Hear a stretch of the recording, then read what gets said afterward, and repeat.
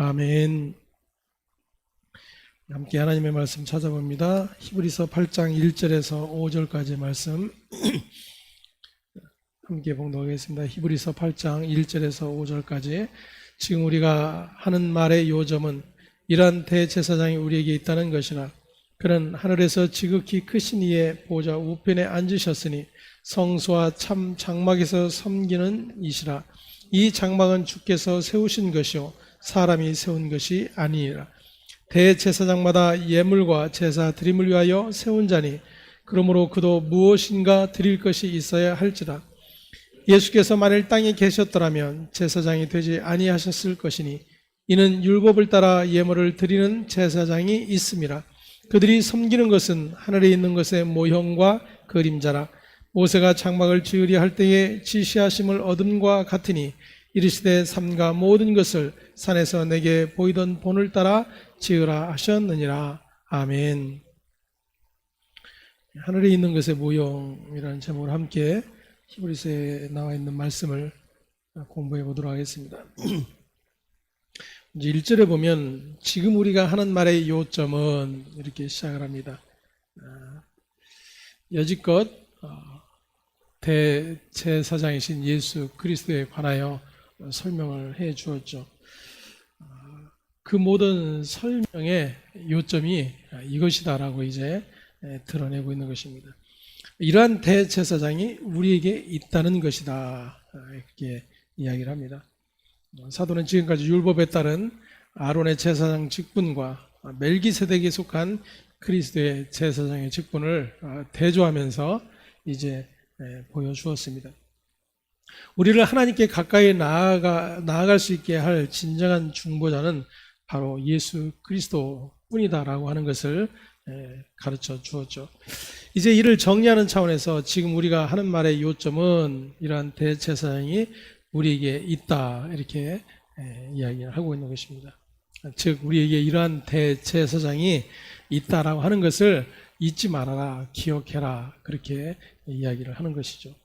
그리고 우리의 대제사장인 그리스도는 어떤 분인가에 대해서 이제 설명을 하기 시작을 합니다.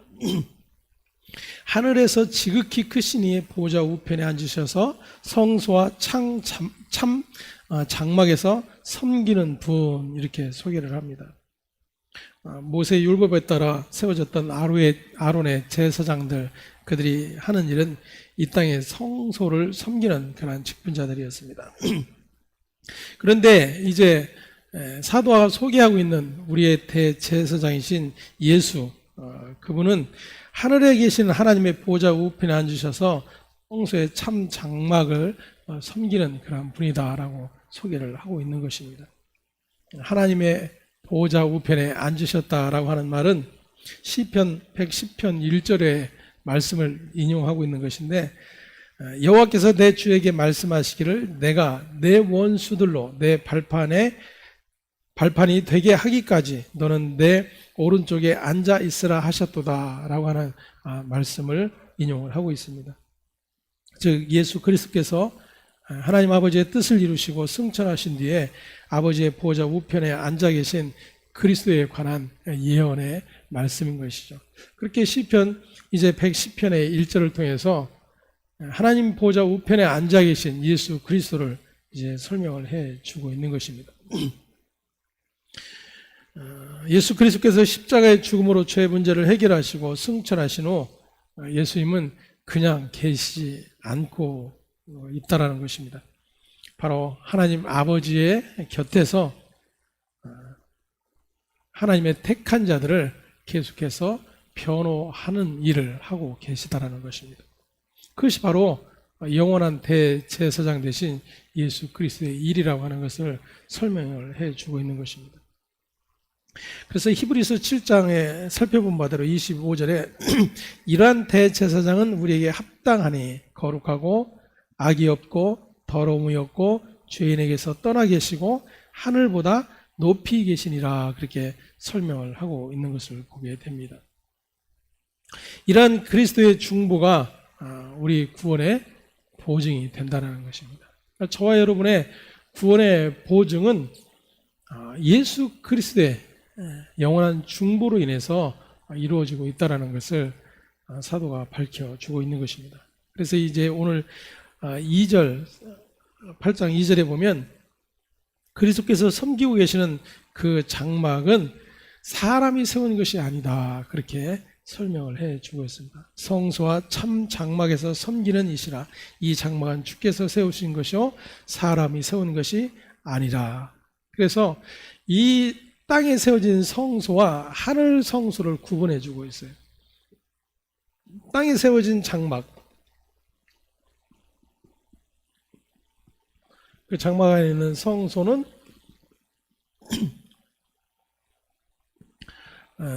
사람에 의해서 세워진 것이요,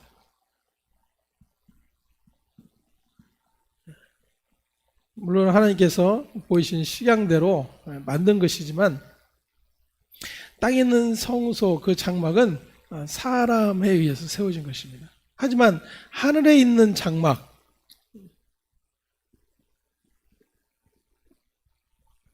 하늘에 있는 장막은 누구에 의해서 세워진 거예요? 사람에 의해서 세워진 것이 아니라 하나님에 의해서 세워진 것이다 라고 가르쳐주고 있습니다. 그래서 레위 지파에 속한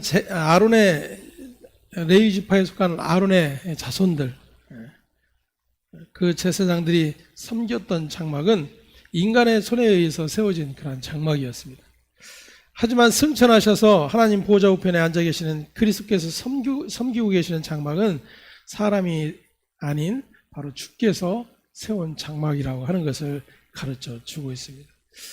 그런데 이 둘은 다른 것 같지만 같은 것이다 그래요. 같은 것이다.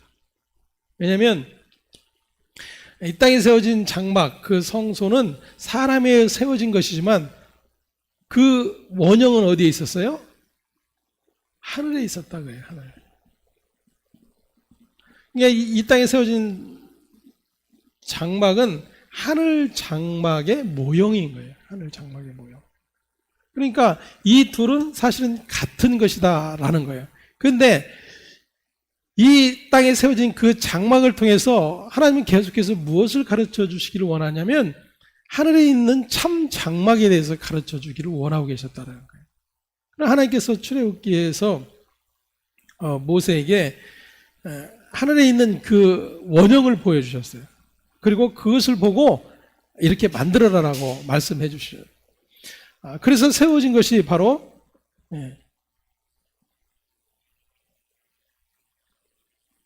성소와 지성소로 나눠져 있는 성막이죠.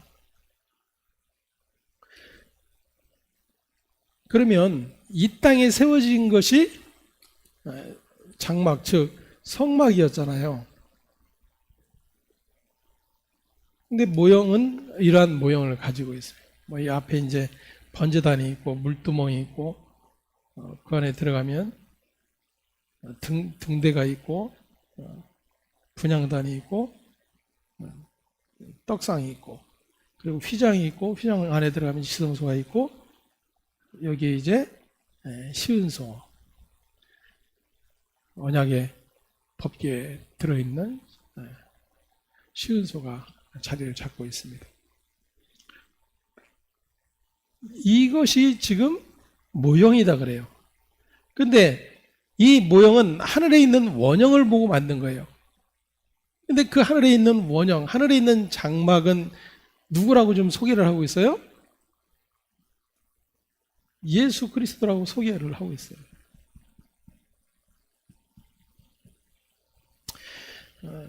보십시오. 원형이 지금 하늘에 있는 장막, 그 원형이 무엇이었다? 예수 그리스도였다 그래요. 자, 그럼 그 예수 그리스도를 보고 이 땅에 세워진 장막이 뭐예요? 이 성막이었던 거예요. 성막. 그러니까 이 성막이 자체가 지금 누구를 모형하고 있는 거예요? 예수 그리스도를 모형하고 있는 것이다 그랬어요. 그래서 우리가 이 성막을 공부했잖아요. 그래서 모든 그 놓여진 기구 하나하나까지도 예수 그리스도를 설명하기 위한 그러한 내용이었던 것을 알 수가 있습니다.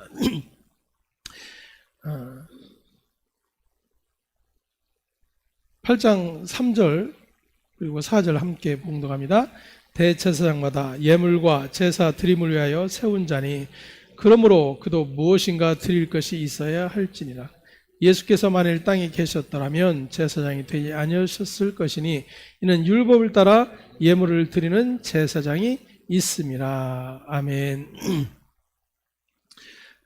3절에 보니까 대제사장과 예물과 제사 드림을 위하여 세운 자. 그러므로 그도 무엇인가를 드릴 것이 있어야 한다. 그렇게 기록을 합니다. 대제사장이 장막에서 하는 일은 예물과 제사를 드리는 일이었죠. 그에게 가장 중요한 일은 대속죄일에 희생 제물의 피를 가지고 지성소에 들어가 속죄소에서 그 피를 붓는 그런 일이었습니다. 그리고 하나님께서는 그 피를 보시고 이스라엘 백성의 모든 죄를 사해 주셨죠. 그래서 대제사장이 1년에 한 번 이 지성소에 들어가는 그날이 바로 대속죄일입니다. 대속죄일. 이스라엘 모든 백성의 죄를 사함을 받는 그러한 날이 대속죄일인 것이죠. 하지만 이 지성소에 들어가 그렇게 모든 백성의 죄를 사함받기 위해서 이 지성소에 들어가는 대제사장도 어때요? 자기를 거룩하게 구별하는 일을 했어야 한다고요. 자기의 죄를 위한 제물의 피가 필요했고 그렇게 자신의 정결함을 유지하기 위한 하나님의 법 아래 있어야 했다라는 것입니다. 하지만 하늘에 있는 장막, 즉 그 영원한 대제사장이신 예수는 그러할 필요가 없으신 분이다라고 소개를 하는 것입니다. 예수 그리스도가 하나님께 드린 예물이 있다라면 자기 죄를 위해서 짐승을 잡아 그 짐승의 피를 드렸던 제사장과 다르게 예수 그리스도는 자신의 몸을 드리셨다. 자신의 몸. 그래서 염소와 송아지의 피로 하지 아니하고 오직 자기의 피로 영원한 속죄를 이루사 단번에 성소에 들어가셨다. 그렇게 히브리서 9장에서 이제 설명을 해주고 있습니다. 오늘 본문 4절에 보니까 예수께서 만일 땅에 계셨더라면 제사장이 되지 아니하셨을 것이다. 왜냐하면 율법을 따라 예물을 드리는 제사장이 있었기 때문이다. 그러니까 지금 이 땅에 있는 제사장과 하늘에 있는 제사장의 차이를 지금 설명을 해주고 있는 거예요. 죄 없는 구분, 죄를 위해서 다른 제물을 드릴 필요가 없는 예수 그리스도 그 자신과 이 땅에 장막을 섬기는 모든 제사장들의 자기의 죄를 위해서 드려지는 제물의 필요성을 설명을 해주고 있는 것입니다. 예수님은 율법을 따라 예물을 드리는 제사장의 역할을 하실 필요가 없는 분이라는 것입니다. 왜냐하면 그는 하늘에 있는 장막에서 예물을 드리는 대제사장으로 오신 분이었기 때문입니다. 이 땅에 속한 제사장들은 율법이 규정하고 있는 동물의 피를 제단에 뿌리는 일을 매번 수행을 해야 했던 자들입니다. 하지만 예수님은 그러한 짐승의 피가 아닌 자신의 피를 예물로 드리신 분이라 소개를 하고 있죠. 때문에 그리스도의 피는 이 땅에 있는 장막의 제단에 드려진 것이 아니라 하늘에 있는 지성소에 드려졌다라고 말을 하고 있는 것입니다. 이와 같은 지금 그 차이를 설명을 해주고 있어요. 때문에 예수 그리스도를 믿는 그 믿음 안에 있게 된 그 믿음의 효력이 무엇인가를 이제 사도가 설명을 해주고 있는 것이죠. 그러니까 예수 그리스도를 믿는 것, 그 믿음과 끊임없이 이스라엘 백성들이 하나님 앞에 제사를 드림으로 자신의 죄 사함을 받기 위해 나아갔던 그 모든 행위가 어떻게 다른가 하는 것을 가르쳐 주고 있는 거예요. 오전의 말씀을 통해서 연결해 본다면 그들은 이 율법을 통해서 의롭게 되기를 위해서 늘 애쓰고 힘쓸 수밖에 없었던 자들이지만 복음은 그 모든 것이 예수 그리스도로 말미암아 단번에 이루어졌다는 그 믿음의 사실 앞에 서는 거다 그 이야기. 지금 이 히브리서를 받게 될 대상자들, 그들에게 이 율법과 이 복음의 관계를 설명을 해주고 있는 것입니다. 그 관계 안에서 땅에 있는 장막을 섬기는 이들, 그들이 행하는 모든 규례들, 그들의 모든 제사함을 위해서 짐승이 죽어가는 그 모든 일들, 이러한 모든 관계는 율법 안에 있는 것들이에요. 그리고 이러한 것들을 통해서 자신들의 죄가 사함받고 하나님의 백성된 삶을 유지한다라고 그들은 여기고 있는 거예요. 하지만 그것은 영원한 것이 아니다. 그것은 실제가 아니다라고 이야기하는 것이죠. 원형이 아니고 모형일 뿐이다. 즉 이제 예수 그리스도가 이 땅에 오셔서 십자가에 달려 죽으신 그 사건이야말로 바로 매번 죽어야 하는 짐승의 피와 다른 단번에 이루어낸 하나님의 뜻이요 하나님의 구원의 의라고 하는 것을 설명을 해주고 있는 거예요. 그것을 믿는 것이 복음이다. 그것을 믿는 것이 복음이다. 지금 히브리서 기자도 역시 여전히 율법과 이 복음의 관계를 설명해 주고 있는 거예요.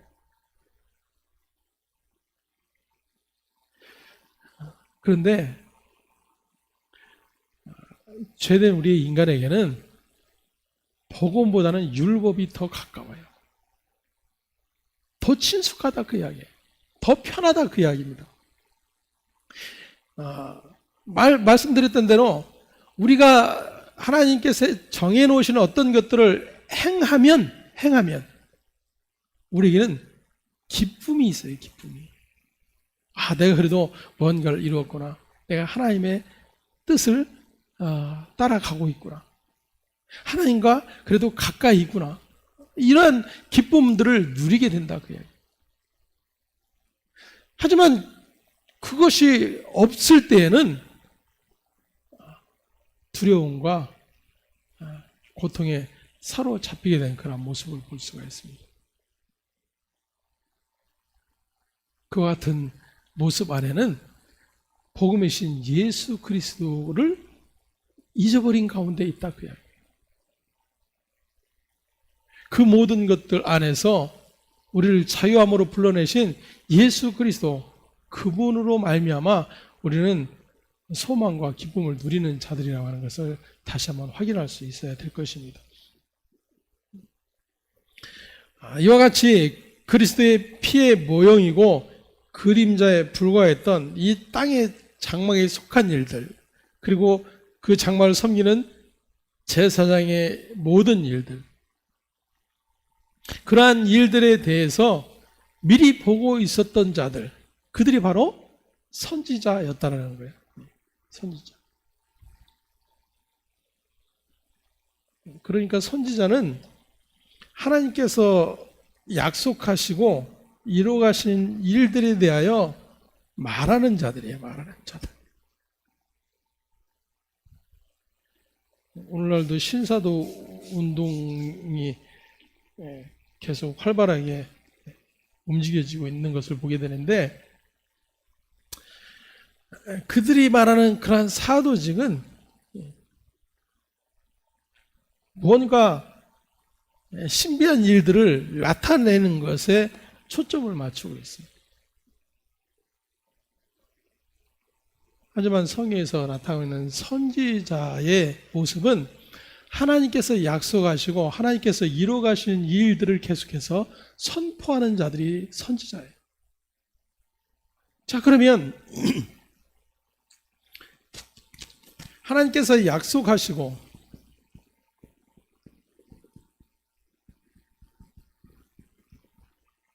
이루어 가시는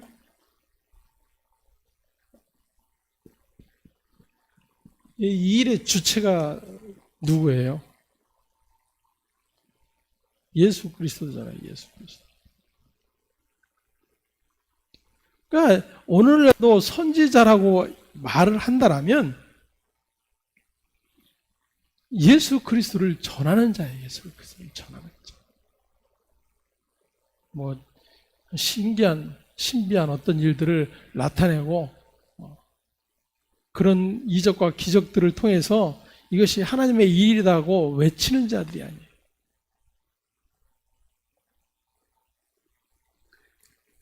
물론 그러한 일을 통해서 이것이 하나님이 하신 일입니다, 주님이 하신 일입니다라고 이야기하고 있지만 주님이, 하나님께서 과연 그러한 일들을 명하고 계셨고 그러한 일에 관심을 갖고 계신가 하는 거예요. 하나님의 관심은 아들에게 있어요. 아들에게. 아들이 행한 일과 아들이 이루어 놓은 모든 일에 있어요.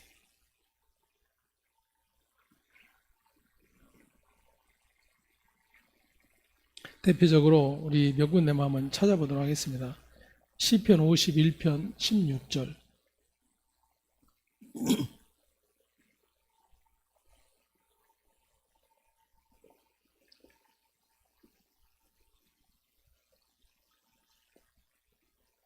시편 51편 16절 함께 봉독합니다. 주께서는 제사를 기뻐하지 아니하시라니 그러지 아니하면 내가 드렸을 것이라. 주는 번제를 기뻐하지 아니하시나이다. 우리가 시편 51편을 공부하면서 다윗이 하나님이 기뻐하실 이 일에 대한 것들이 무엇인지를 확인을 했습니다.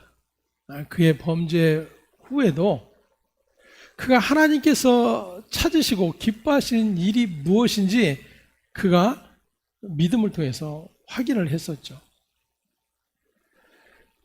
하나님께서 원하시는 것은 상한 심령이었어요. 상한 심령. 그럼에도 불구하고 그것을 알지 못하는 자들은 끊임없이 무엇을 가지고 하나님 앞에 나아가는 거예요? 자기의 행위를 가지고 나아가는 거예요. 그래서 자신들의 죄를 씻어줄 거라고 여겨지는 짐승을 계속해서 가져가서 제사를 드림으로 하나님 앞에 자신들은 떳떳한 자라고 여기게 되는 것입니다.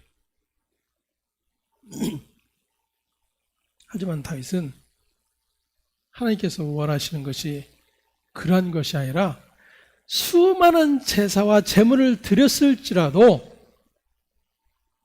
자신의 죄됨을 알지 못한 채 그렇게 하나님을 향해서 끊임없는 제물을 드리는 모든 행위를 하나님이 받지 않으신다는 것을 알았던 거예요. 그리고 그 모든 자신의 죄됨의 자리에서 죽어져 갔던 그런 수많은 짐승의 모습으로 바로 하나님 그분께서 아들을 그 죽음의 자리에 세워짐으로 인해서 자신의 모든 죄가 속함 받는다라고 하는 사실을 믿음 안에서 확인하게 된 것입니다. 그것이 바로 시편 51편의 16절에 나와 있는 그런 고백이었어요. 주께서는 제사를 기뻐하지 아니하시나니 그렇지 아니하면 내가 드렸을 것이라.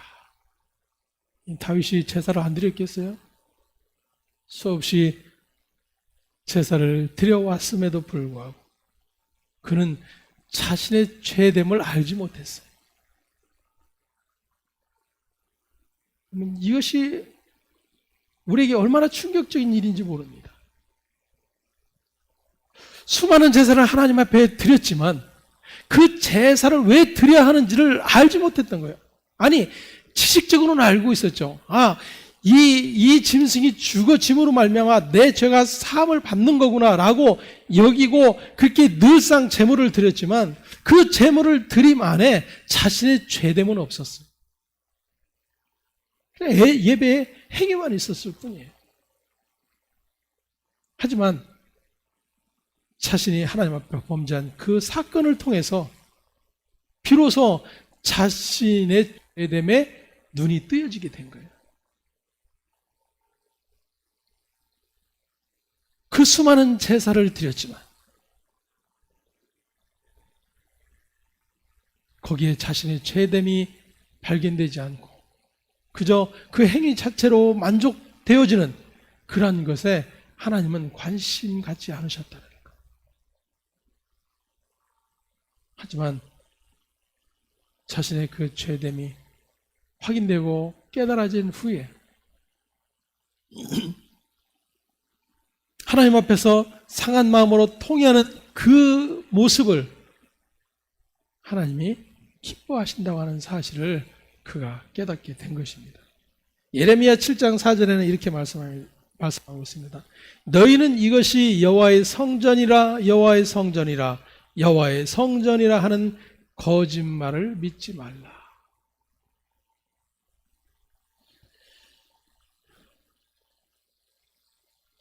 예루살렘에 있는 솔로몬의 성전, 그것은 분명히 여호와의 성전이라고 믿고 있었어요. 온 이스라엘 백성들은 거기에 집중이 되어 있어요. 그리고 그 성전에서 수많은 제사를 드립니다. 그곳에 수많은 제사장들이 있어요. 수많은 죄인들이 자신의 죄를 대속할 짐승을 데려와 잡고 피를 흘리며 하나님 앞에서의 제사함의 행위들을 하고 있습니다.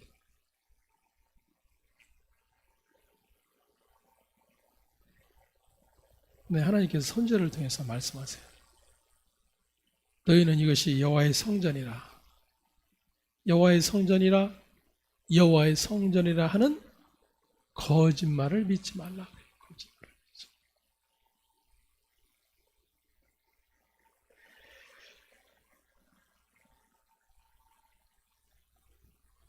여러분, 그들이 바알과 아세라를 섬기는 신전에서 이것이 하나님을 섬기는 성전이다라고 가르치고 있었던 것이 아니에요. 그들은 실제적으로 하나님의 성전에서 제사를 드리며 예배하고 있던 자들이에요. 그들을 향해서 하나님이 하시는 말씀이 뭐예요? 그들이 하는 거짓말을 믿지 말라요.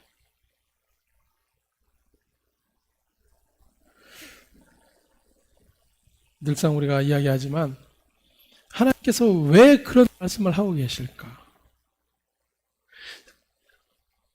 여호와의 성전임에도 불구하고 왜 그것을 거짓말이라고 말씀하실까? 그들이 하나님에 대해서 제사하고 있음에도 불구하고 왜 하나님은 그 제사를 받지 않는다고 말씀하실까? 이러한 것을 우리가 귀를 기울여야 한다 그 이야기예요.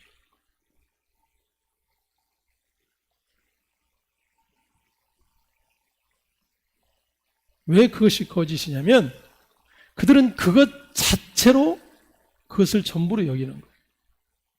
그것을 통해 지금 그 안에 감추어진 비밀인 예수 그리스도에 대해서 알지 못하고 정작 자신들의 죄가 어떻게 사해질 수 있는지에 대한 하나님의 약속에는 관심이 없는 거예요.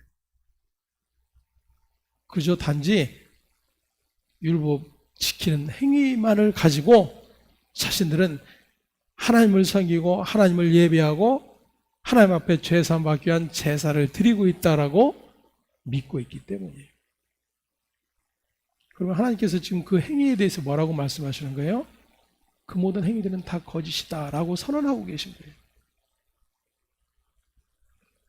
왜 하나님께서 그러면 그것을 거짓이라고 선언하고 계시는가? 이사야 1장으로 가보겠습니다. 11절에서 15절.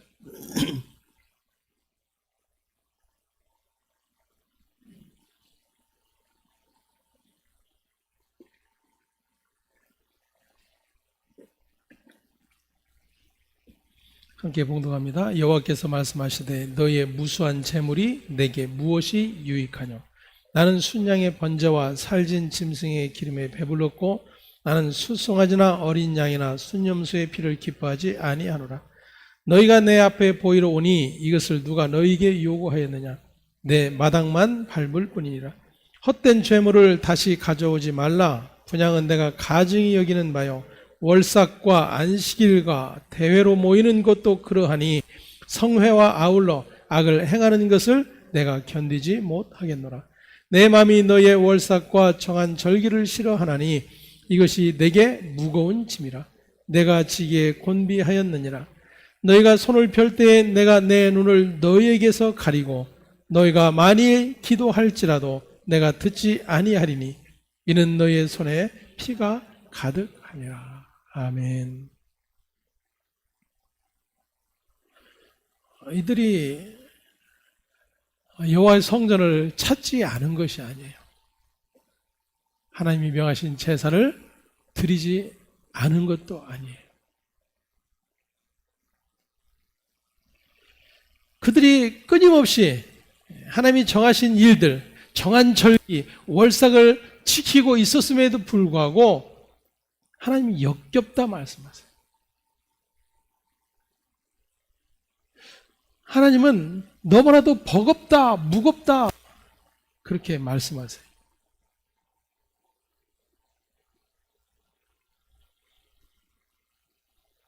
너희가 많이 기도할지라도 내가 듣지 아니할 것이다 라고 말씀하세요. 그 이유는 너희 손에 피가 가득함이라. 손에 피가 가득함이라.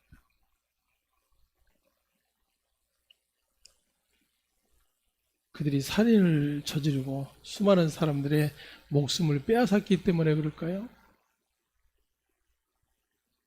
그들의 손에는 자신들의 죄를 대신 짊어질 짐승을 매번 잡아 죽이는 일들을 끊임없이 행했어요. 하지만 그 어느 누구도 그 짐승이 왜 죽어야 하는지, 왜 짐승의 머리에 안수를 해야 되는지, 왜 그 짐승이 가죽이 벗겨지고 각이 떼어지고 불에 태워져 들여져야 되는지, 그 실체가 자신인 것을 확인하지 못하고 있었다 그 이야기예요. 이러한 일들은 오늘날 교회 안에서도 무수히 드러날 수 있는 그런 문제들입니다. 수많은 예배와 수많은 봉사와 헌신이 있지만 그런 모든 것들을 가지고 하나님 앞에 자기의 의의 근거로 내세울지는 몰라도 그 모든 행위 안에서 자신의 연약함과 죄인됨을 확인하지 못하고 그 영원한 사망 안에 놓여있는 자신을 위하여 십자가에 달려 죽으신 예수 그리스도를 바라보지 못하는 그러한 예배가 지속되고 있다면 똑같은 하나님의 탄식을 들을 수밖에 없다는 것입니다. 그래서 호세아 선지자는 이렇게 우리에게 호소를 합니다. 호세아 6장 6절에 나는 인애를 원하고 제사를 원하지 아니하며 번제보다 하나님을 아는 것을 원한다. 아멘. 하나님을 아는 것을 원한다. 하나님의 관심이 어디에 있는지, 하나님이 그 모든 모형을 통해서 실제로 지금 보여주고자 하는 것들이 무엇인지를 알길 원한다. 그 얘기. 그러나 하나님의 관심에는 별 관심이 없는 거예요.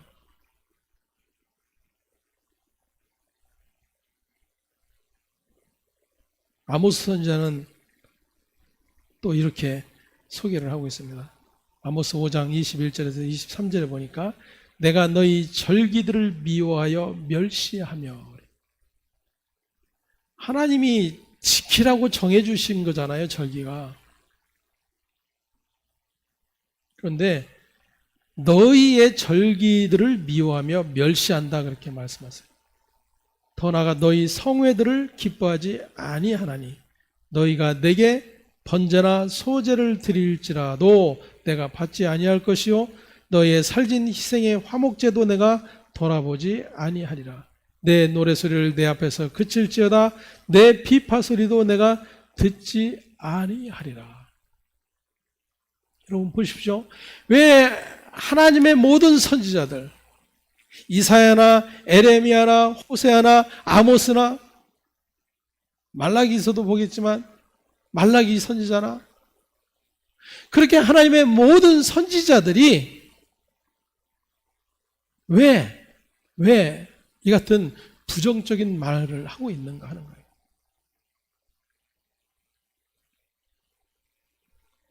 이번 선지자가 하나님께서 약속하시고 하나님께서 이루어가신 일들을 선포하는 자라고 그랬죠. 그러면 그 하나님께서 약속하시고 이루어가시는 그 모든 일들 안에 하나님의 백성들이 하고 있는 그 모든 행위들이 그 하나님이 약속하시고 행하시는 일과 맞지 않는다라는 결론이에요. 맞지 않는다. 아니 오히려 하지 말아야 될 그런 일들이라는 거예요.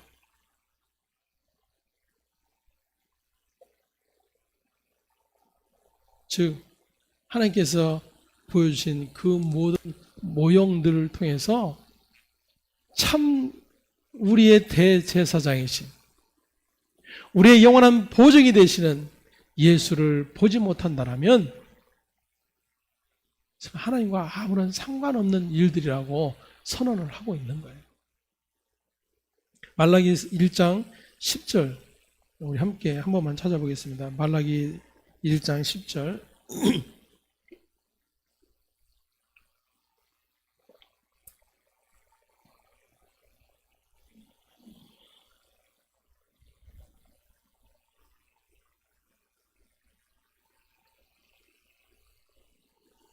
함께 봉독합니다. 만군의 여호와가 이르노라 너희가 내 제단 위에 헛되이 불사르지 못하게 하기 위하여 너희 중에 성전문을 닫을 자가 있었으면 좋겠도다.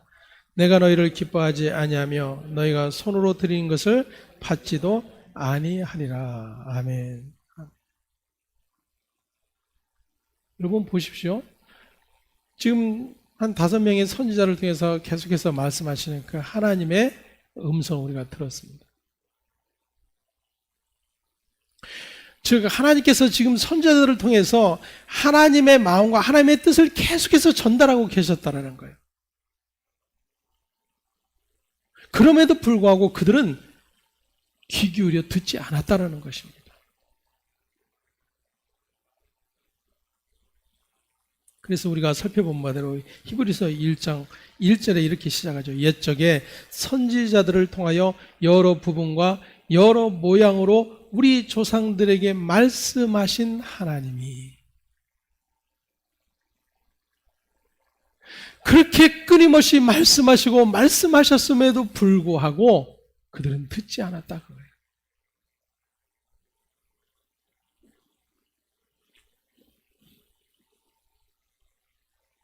그래서 하나님은 마지막으로 누구를 보내세요?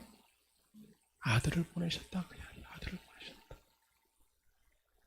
그럼에도 불구하고 그 아들의 말조차 귀 기울여 듣지 않아요.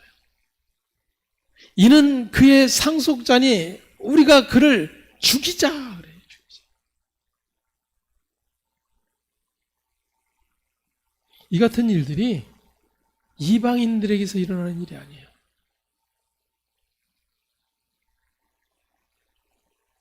하나님을 알지 못하는 세상 사람들에게서 일어나는 일이 아니에요. 하나님의 백성들 안에, 교회 안에서 일어나는 일들이라고 하는 것에 우리가 관심을 가져야 합니다. 왜냐하면 지금 그 안에 내가 속해 있을 수 있기 때문이에요. 여전히 그 선지자들의 음성을 듣지 않고 그 선지자들을 대적하는 자리에 내가 있을 수 있다. 그 이야기. 심지어 아들을 보내어 말씀하셨음에도 불구하고 그 아들의 말조차 귀 기울여 듣지 않고 그 아들마저 죽여버리자라고 외치는 자리에 있을 수 있다, 그 이야기예요. 하지만 이러한 일들에 대해서는 누구도 이야기하지 않아요. 관심조차 없어요. 왜냐하면 우리는 당연히 하나님 안에 있고 하나님의 백성이라고 스스로 자부하기 때문이에요. 여러분, 이스라엘 역사 내내 그러했어요.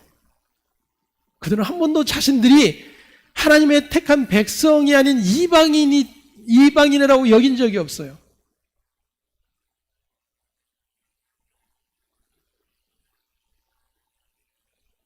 이게 문제인 거예요. 불행하게도 이러한 일은 오늘날 우리에게도 동일하게 일어날 수 있다는 것입니다. 5절 말씀 함께 봅니다. 그들이 섬기는 것은 하늘에 있는 것의 모형과 그림자라. 모세가 장막을 지으려 할 때에 지시하심을 얻음과 같으니 이르시되 삼가 모든 것을 산에서 내게 보이던 본을 따라 지으라 하셨느니라. 아멘. 그들이 섬기는 것은 하늘에 있는 것의 모형과 그림자, 이렇게 설명을 합니다. 아까 잠깐 살펴본 바대로 이것을 이해하기 위해서는 출애굽기 25장에 나와 있는 성막에 관한 부분들을 이제 떠오시면서 이제 연상을 해야 될 것입니다. 모세가 산에 올라가 하나님으로부터 장막의 설계도를 전수받게 되죠. 그리고 하나님께서는 모세에게 너는 삼가 이 산에서 내게 보인 양식대로 할지니라 라고 말씀을 하십니다. 모세가 땅에 세울 장막은 하나님의 산에서 그가 보았던 양식을 그대로 따라 지어야 하는 일이었습니다.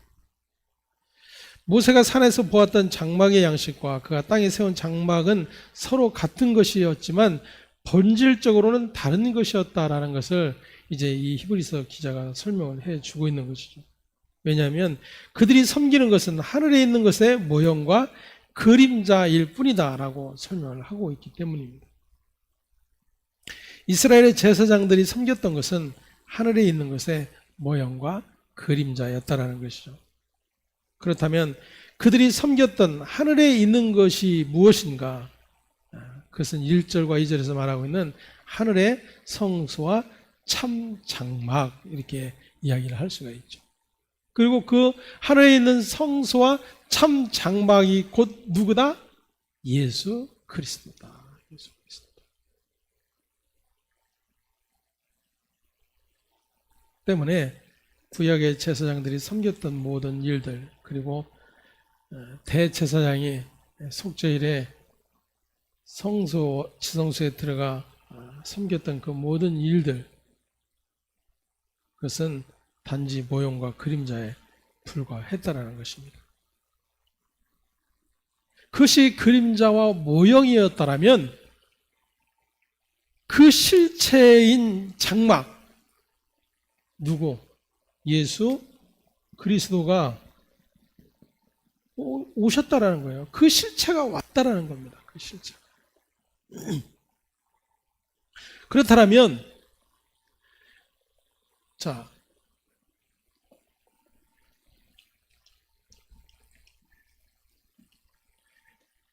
여지까지 이스라엘이 행했던 모든 것은 이 모형에 불과했어요. 모형. 그렇죠? 그리고 그림자, 이렇게 표현을 하고 있는데 모형과 그림자에 불과했어요. 실체는 예수 그리스도였어요. 자, 그러면 이제 실체가 이 땅에 왔어요. 그러면 더 이상 이 모형과 그림자로 섬겼던 일이 필요합니까? 필요하지 않습니까? 필요가 없어진 거예요, 여러분. 이해가 되세요? 그래서 지금 율법과 복음의 관계 역시도 마찬가지입니다. 율법은 그리스도에 관한 모든 일이었어요. 그러면 그 율법이 그림자와 모형의 역할로 있었다는 거죠. 그러면 실체신 예수 그리스도가 왔어요. 그러면 더 이상 이 모형과 그림자가 필요합니까? 필요가 없어진 거예요. 그러니까 구약의 율법의 모든 행위가 이제는 예수 그리스도 안에서 모두가 완성이 되어버린 거예요. 이 모형과 그림자 안에서 끊임없이 제사를 드렸어요. 끊임없이 짐승이 피 흘려 죽었어요. 그럼에도 불구하고 매번 매해 어떻게 해야 돼요? 또 제사를 드려야 돼요. 그 말은 죄가 그대로 있다라는 거예요. 그대로 있다라는 거예요. 하지만 실제이신 예수 그리스도가 이 땅에 오셔서 단번에 흘리신 그 피로 말미암아 이제는 더 이상 이 모형과 그림자의 일들을 할 필요가 없어졌다 그 이야기예요. 그런데 왜 지금 다시 돌아가려느냐 그 이야기인 거죠. 쉽게 말하면. 이것을 안다라면, 이것이 확인되었다라면 돌아갈 필요가 있겠느냐 하는 거예요. 지금 히브리서 기자가 지금 계속해서 성도들에게 권면하고 있는 내용이 그겁니다. 저와 여러분들이 하나님의 말씀을 배우고 이 복음의 진리를 계속해서 확인하는 이유가 거기에 있어요. 끊임없이 이 율법의 자리로 돌아가려고 하는 우리의 그런 죄된 본성의 자리를 확인하는 일이에요. 어떻게 그 모든 것 안에 예수 그리스도로 말미암아 완성되어 그 의의 자리에 내가 서 있게 되었는지. 그 믿음의 굳게 선 자들은요, 이 모형과 그림자를 아무리 들이대도 뭐예요? 여러분 표현대로 한번 해보세요. 여러분이 집에서 뭐 남편이나 자녀들이 쓰시는 표현대로.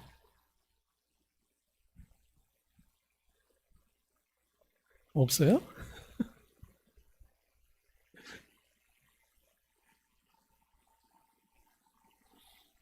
꺼져버려. 여러분, 이게 실체가 아니라는 것을 알았는데 이것에 집착할 이유가 있냐, 그거예요. 네? 우리가 말씀을 공부하고 하나님의 말씀을 계속해서 확인하는 이유가 거기에 있어요. 자꾸만 우리는 실체이신 예수 그리스도가 오셔서 우리 안에 그 모든 것을 이루시고 우리와 함께 계심에도 불구하고 거기에 대한 믿음의 창념에 전념하는 것보다도 계속해서 이 모형과 그림자에 창념하고 이것의 위로와 소망을 자꾸만 갖는다 그 이야기예요.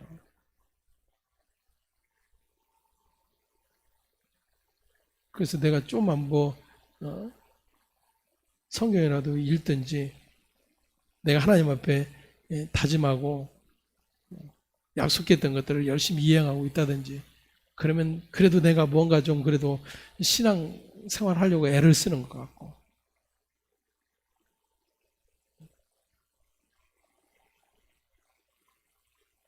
조그만 일에도 걱정하고 염려하고 근심하고 하면 그냥 믿음이 전혀 없는 자처럼 느껴지고 그게 다 뭐예요?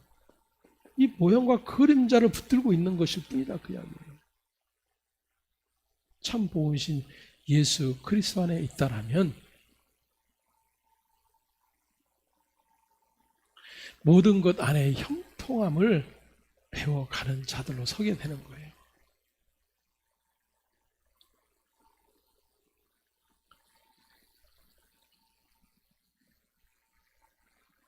이제 모형과 그림자를 버리고 실체인 그리스도를 섬겨야 마땅한 것이 아니냐라고 이야기를 하고 있는 것입니다. 하지만 유대인들은 자신들이 섬기고 있던 모형과 그림자의 실체이신 예수를 그들은 전혀 알아보지 못했어요. 그래서 예수님께서 이렇게 말씀하셨어요. 요한복음 5장 39절에서 40절에 너희가 성경에서 영생을 얻는 줄 생각하고 성경을 연구하거니와 이 성경이 곧 내게 대하여 증언하는 것이니라. 그러나 너희가 영생을 얻기 위하여 내게 오기를 원하지 아니하는도다. 주님이 내리신 결론이에요. 너희는 여전히 실체를 알지 못하고 저 모형과 그림자에 창념하여 그 모든 위로와 소망을 거기에 두고 있구나. 그러니까 예수가 이 땅에 오셔서 행하신 그러한 이적과 표적들에만 관심이 있는 거예요. 덧붙여 설명한다면 한국교회 안에 그 신사도 운동의 흐름이 많은 부분을 장악해버렸어요.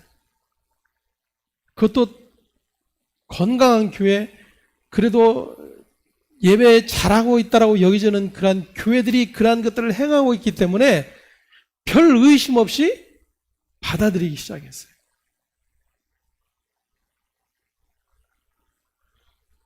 지금도 소나무계 장로의 집회는 사람들이 들끓는다 그러잖아요.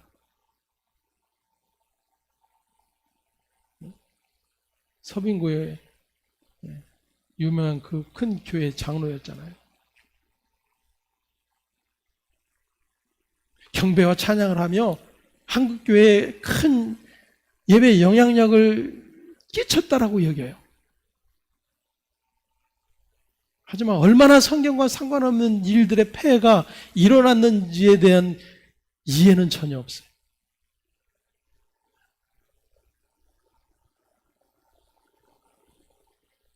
주님이 하신 말씀과 동일합니다. 성경에서 영생을 얻는 생각하고 성경을 연구하거니와 이 성경이 곧 내게 대하여 증언하는 것이라. 하지만 너희가 영생을 얻기 위하여 내게 오기를 원치 아니하는도다.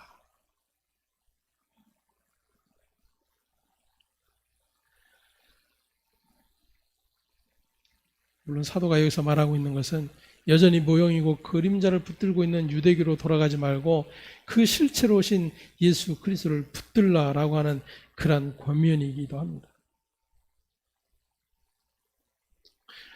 때문에 사도는 모형이고 그림자에 불과한 유대교로 다시 돌아가려는 갈등에 놓여있는 그러한 신자들에게 가장 필요한 것은 그리스도에 대한 바른 지식이라고 하는 것을 알고 있었기 때문이에요. 그래서 그것을 지금 소개하고 있는 것입니다. 예수 그리스도를 소개하고 있는 거예요. 여러분, 예수님의 사도들 역시도 마찬가지였어요. 그들이 계속해서 소개하고 가르치고 계속해서 선포하고 전했던 것은 다른 것이 아니에요. 예수 그리스도예요. 예수 그리스도. 오늘날 저와 여러분 역시도 마찬가지입니다. 거기에 관심을 기울여야 돼요.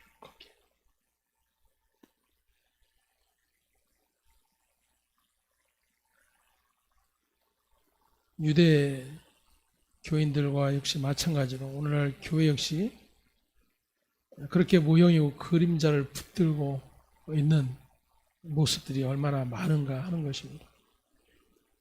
눈에 보이는 성전, 절기, 율법의 문자적 실천 이러한 것들을 신앙의 규모로 삼고 그 모든 것이 가리키고 있는 그리스도를 외면한 채 그런 모든 행위적 열심들을 향해서 달려가고 있는 그러한 일들이야말로 하나님께서 선지자들을 통해서 계속해서 외치셨던 것처럼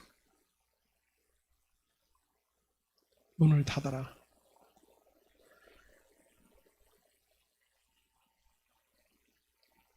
차라리 재물을 드리지 말아라. 라고 하는 그러한 선언들이었다라고 하는 사실들을 다시 한번 떠올릴 수가 있을 것입니다. 저는 물론 그러한 측면으로서 코로나를 좀 이해를 해보았습니다. 이 땅의 교회가 예배 행위를 할 수 없는 그러한 지경에 이르렀어요. 지금도 이제 이 4차 유행으로 인해서 몇만 명 되는 교회도 20명 이상 예배를 할 수가 없어요. 모여서. 어떤 이들에게는 기회가 됩니다. 그저 편안하게, 아니 그저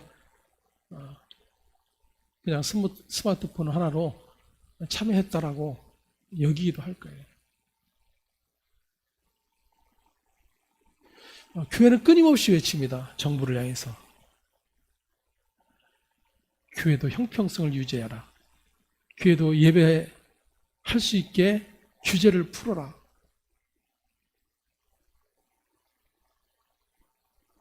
그리고 하나님께 기도하죠. 하나님, 속히 예배를 회복시켜 주세요. 근데 지금 이 모든 것을 지금 바라보고 계신 분이 누구세요? 하나님이세요. 하나님께서 구약의 선지자들을 통해서 끊임없이 외치셨던 것처럼 성전 문을 닫을 자가 있었으면 좋겠다. 오늘 그 하나님의 음성을 조금이라도 생각해 본다면 우리는 우리의 예배를 회복해 달라고 외쳐댈 것이 아니라 우리가 어떠한 예배를 하나님께 하고 있었는가를 들여다보는 그러한 시간들이 되어야 된다, 그 이야기예요. 그게 하나님이 찾으시는 예배예요.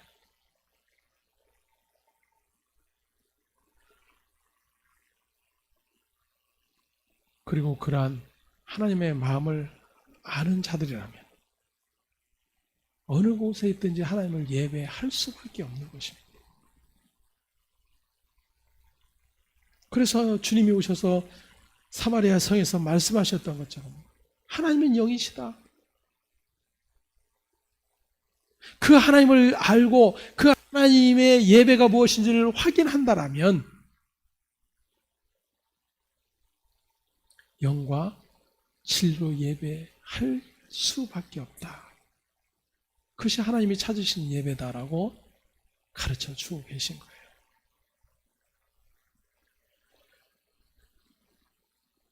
때문에 우리는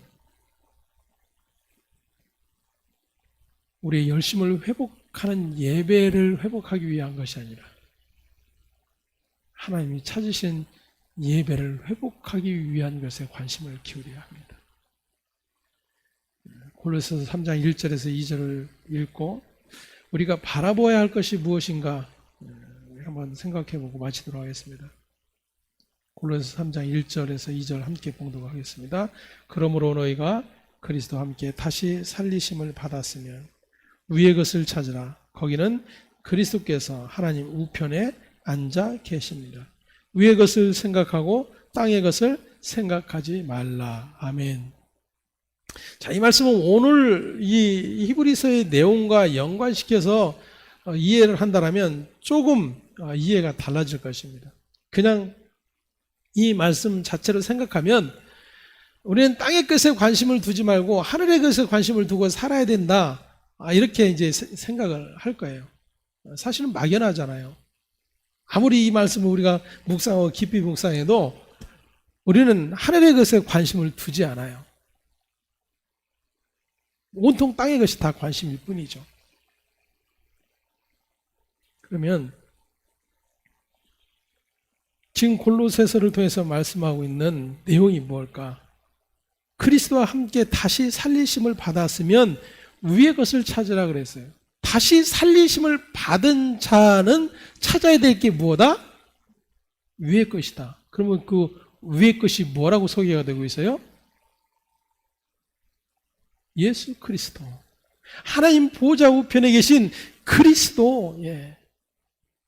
이게 다시 살리심을 받은, 즉 하나님의 은혜로 구원받은 자들이 계속해서 추구하며 바라보고 소망해야 될 것이다라고 이야기하고 있는 거예요. 이것 자체도 그저 그냥 막연하게만 생각하면 너무나도 방대한 것일 수밖에 없죠. 예수 그리스도만 생각한다. 그냥 예수님만 늘 그냥 떠올리면 되는 걸까요?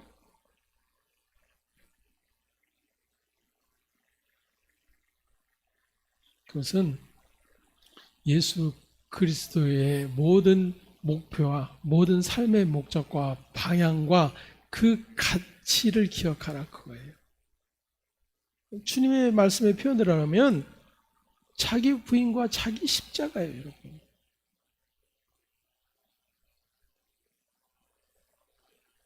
다시 살리심을 받은 자, 그렇게 하나님의 은혜로 예수 그리스도와 연합된 자들, 그들이 위의 것을 생각하는 것은 바로 이 땅에 살면서 그리스도가 행하셨던 그 모든 일과 그 모든 가치와 목적들을 향해서 나아가는 일들이다. 이것은 좀 더 구체화될 수 있겠죠.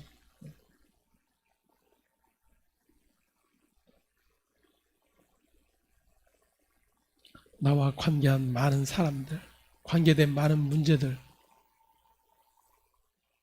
그 속에서 위의 것을 찾는 자는 어디에 관심을 둘까요? 예수에게 관심을 둔다 그랬잖아요. 그럼 예수는 어떻게 그 일들을, 그 문제들을 풀어 가셨는지를 확인하게 되는 거예요. 네가 하나님의 아들이거든. 십자가에서 내려와. 그럼 내가 믿을게. 그렇게 비웃고 조롱하는 이들을 향해서 아버지여 저들이 자기들이 하는 일을 알지 못하여 그러하오. 그들의 죄를 사하여 주옵소서.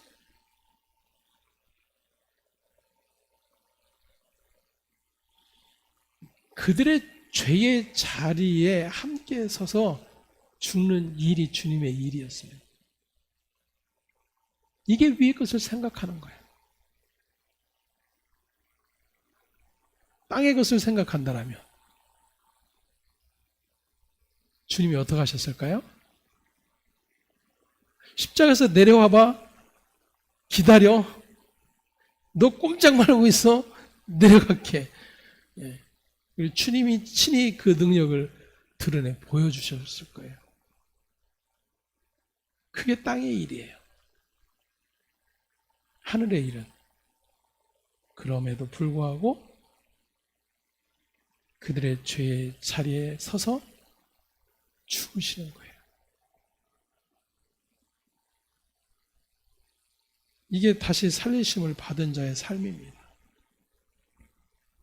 그게 위의 것을 찾는 자예요. 그것이 위의 것을 생각하고 땅의 것을 생각하지 않는 자의 삶이에요. 그게 그리스도의 삶입니다. 그게 신자의 삶이에요. 그러한 교회를 세상이 감당하지 못한다 이렇게 표현하는 것입니다. 하늘에 있는 것의 모형, 참 실제신 예수 그리스도, 그분이 전부요, 그분이 실제요, 그분이 모든 것 되세요. 때문에 수많은 율법과 모든 조항과 하나님의 모든 계명들이 있을지라도 그 모든 율법들 앞에서 주님이 어떻게 그 율법을 이루어 가신지를 보고 배워야 돼요. 그게 신자와 교회가 해야 될 일이에요. 관심을 가져야 될 일이에요. 어떻게 하면 땅에서 우리가 하나님의 자녀 백성인 것을 증명해낼 수 있을까?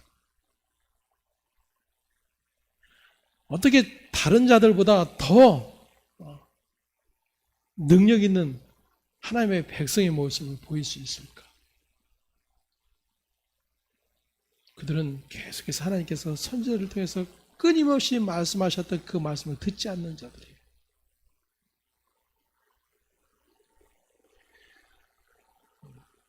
웬만하면 교회 이야기, 목사님들 이야기 안 하려고 노력하는데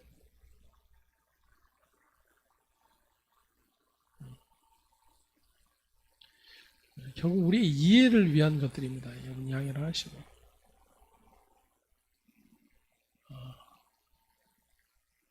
명성교회 여전히 총회의 법도 무시하고 아들을 이제 후임자로 세웠어요. 교회 법도 넘어섰어요. 그만큼 교회가 힘을 가지고 있어요. 그만큼 돈의 권력을 가지고 있어요.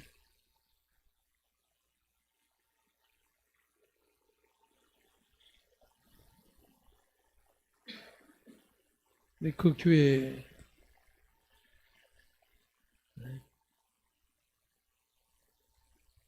초청받아 설교한 설교자가 있습니다. 사랑의 교회 오정현 목사예요. 그 밤의 그나물이라고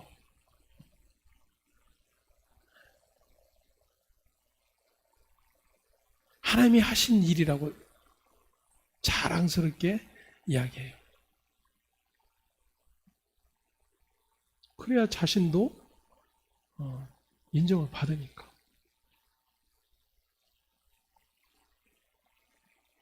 여러분, 한국의 통합 측과 합동 측의 가장 큰 교회예요.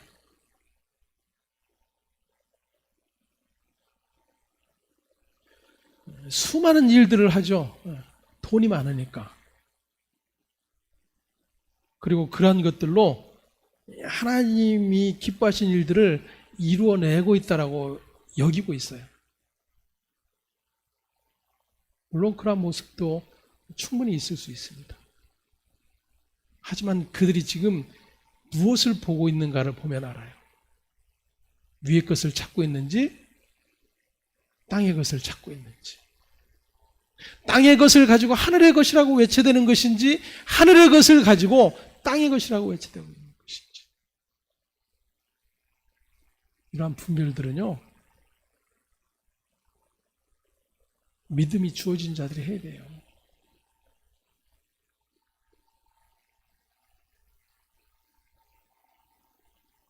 너희가 그리스도와 함께 다시 살리심을 받았으면 위의 것을 찾으라. 거기는 그리스도께서 하나님 우편에 계시느니라. 그리스도 그분을 생각한다면, 그분이 이 땅에 오셔서 이루신 하나님의 뜻이 무엇인지를 확인한다라면 어떻게 해야 하겠는가? 답은 자명해지는 거예요. 하지만 그렇지 않다면 여전히 하나님께서 선지자를 통해서 끊임없이 말씀하시고 말씀하셨음에도 불구하고 길을 막았던 자들과 그 아들마저도 상속자라고 죽여버리자고 외치고 죽였던 그 무리와 다를 바 없다라고 하는 것을 확인을 할 수가 있게 될 것입니다. 그렇다고 저와 여러분이 대단하다는 거 아니에요. 저와 여러분 역시도 온통 위의 것이 아닌 땅의 것이 전부인 자들이에요. 그래서 성령이 말씀하시는 그 음성에 귀를 기울여야 되는 것입니다.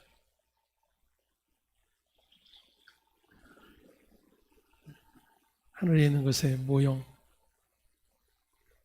그것이 이 땅에 전부 펼쳐져 있어요. 그러면 이 땅에 펼쳐진 그 모든 것들을 통해서 우리가 계속해서 확인하고 만지고 보고 느껴야 되는 모든 것들이라면 그것은 하늘에 있는 실체인 예수 그리스도라고 하는 사실을 다시 한번 기억할 수 있을 것입니다. 이와 같은 은혜 안에 날마다 세워져 갈 수 있기를 간절히 소망합니다. 기도합니다. 하나님 감사합니다. 주님, 우리의 어리석음과 우리의 무지가 얼마나 하나님을 대적하며 하나님의 일을 회방하고 있는지, 땅의 것이 전부인 존재임에도 불구하고 하늘의 것을 전부로 여기고 있다고 착각하며 그것을 세상의 것으로 대체해버리는 그러한 악한 일들을 하고 있음에도 불구하고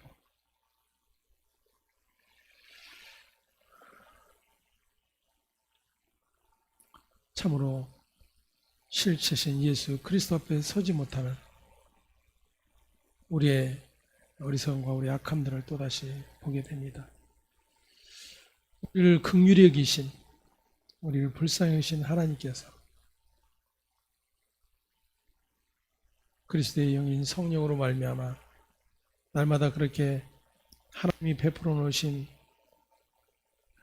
생명의 자리, 은혜의 자리가 무엇인지를 확인하게 도와주시고 이끌어 주시고, 그래서 여전히 세상의 전부인 우리를 저 복종시키며 하늘에 오직 예수 그리스도에게 소망을 두는 자로 날마다 세워져 갈 수 있도록 인도해 주시니 감사합니다.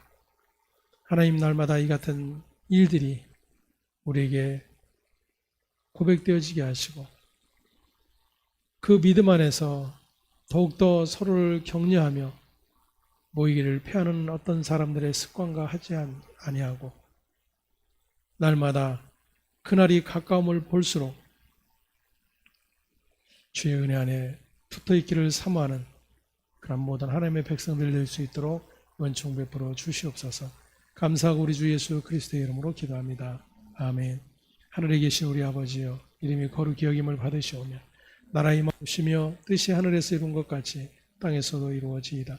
오늘날 우리에게 일용할 양식을 주옵시고 우리가 우리에게 죄 지은 자를 사하여 준 것 같이 우리 죄를 사하여 주옵시고 우리를 시험에 들게 하지 마옵시며 다만 악에서 구하옵소서. 대개 나라와 권세와 영광이 아버지께 영원히 있사옵나이다. 아멘.